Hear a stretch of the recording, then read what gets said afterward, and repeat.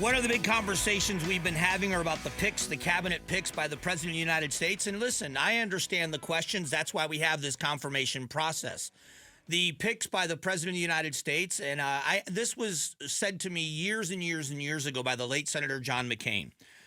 Senator McCain said to me years ago that outside of something extraordinary, he believes that the cabinet pick should be approved by the Senate because, not my word, not his, to the victor go the spoils. That if you've won the election, you should be able to surround yourself with the people you choose. The opposition doesn't have to like it, maybe shouldn't like it, but that's not the standard. This idea, and largely, if you look back through history, every president, I looked it up. You can look it up. Every president that I've seen has had people where there have been picks that didn't get confirmed or pulled their names at some point. That not every president, no president has ever hit 100%. I don't think. Maybe there has been, but everyone has got someone, that it doesn't pass muster or pulls their name or something comes out. So to make a big deal out of this as if somehow, and the narrative is, that Trump's made some reasonable picks. Well, when the opposition says reasonable, that just means that they think like them. But then he's got these crazy things, this Hegseth and all these other, and it's like, okay, I just, why wouldn't we wait and see how they do? The adversarial relationship part of this. This is where we talked earlier about what it's going to be like at Thanksgiving dinner with people talking politics. But when you look at what's happening, there's going to be changes. This is what happens when you elect a new president. If Vice President Harris got elected, she would have had cabinet picks that would have driven people on the right crazy. Joe Biden, President Biden's picks for his cabinet have made people a little bit crazy.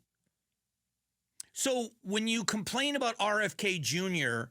and running, Health and Human Services, well, look who's running Health and Human Services right now. I've got something here from Pete Buttigieg, the transportation secretary, Mayor Pete. Pete Buttigieg is trying to explain, I want you to hear this. He's trying to explain with all the money that this administration has spent on clean energy and on electric cars, the conversation about how in the world are you able to defend the fact that there have been so few chargers that have actually been installed. But this is, again, policy decisions from a department of the government with billions of dollars in their budget and the direction the president expects people to go. The Federal Highway Administration says only 7 or 8 charging stations have been produced with a $7.5 billion investment that taxpayers made back in 2021. Why isn't that happening more quickly? So the president's goal is to have 500,000 chargers up by the end of this decade. Now, in order to do a charger, it's more than just plunking a small device into the ground. There's utility work, and this is also really a new category of federal investment. But we've been working with each of the 50 states. Every one of them is getting formula dollars to do this work, engaging them in the first handful. Again, by 2030, 500,000 chargers. And the very first handful of chargers are now already being physically built.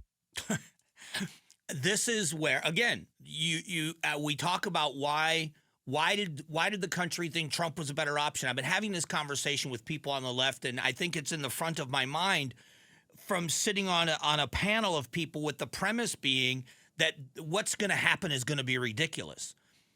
You've got media saying $7.5 billion and 7 or 8 chargers have been built. I've been talking about this for a long time. When it comes to this kind of thing, I am more of an expert than the average person, but I'm certainly not an expert. As an electrical contractor, I know the basics of an electrical grid. I know the basics of all of the things that go into designing of an electrical grid, whether it's for a house, it's for a commercial building.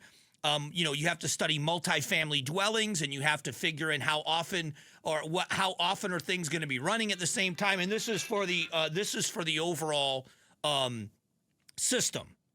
So I just wanted I wanted people to picture this, and I said early on with this, people need to take a look at just one city block. I want you to think about the closest apartment complex to where you live. Where maybe you live in an apartment.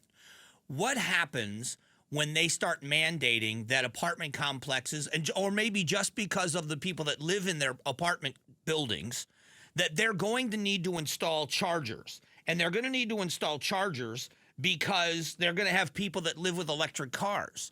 What's that going to do to the demand, the power demand in just that apartment building? Now, what's it going to do to the overall grid in one city block with people buying electric cars? This is not the government installing them. This is people buying electric vehicles, what it does to the demand.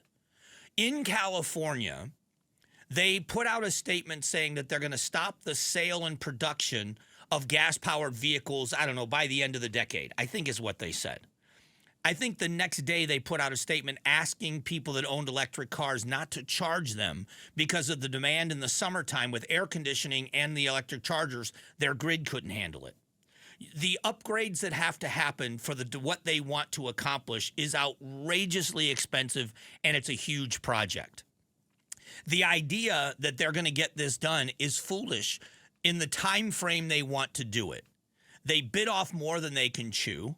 They've spent billions of dollars. I'm saying this about a specific agency because do I think that Pete Buttigieg is the one who is behind all of these ideas? No, it was the administration. His job was to implement it and defend it. But he happily did it because he agrees with it. You're going to see something completely different from this administration, which is why the American people elected this administration. I'm not going to agree with every decision this president makes. I didn't agree with everything he did the first time. I didn't agree with George W. Bush every time. I don't agree with anybody. None of us do. But everybody asked for a different direction. And one of those places, and there's a poll out that says that most people approve of the transition. But what about what they're going to do with this Department of Government Efficiency?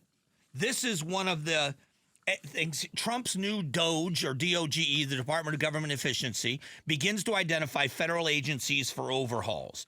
So federal government agencies are using on average just 12% of the space in their D.C. headquarters, according to a report.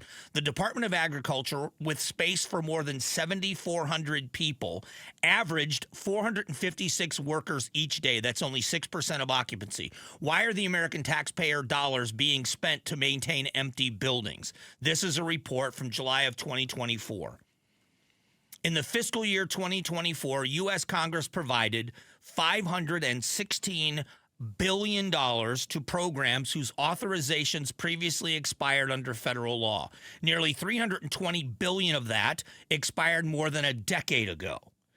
So this is part of what's coming, but how do you argue with them trying to get rid of the fat, the redundancy, and the waste?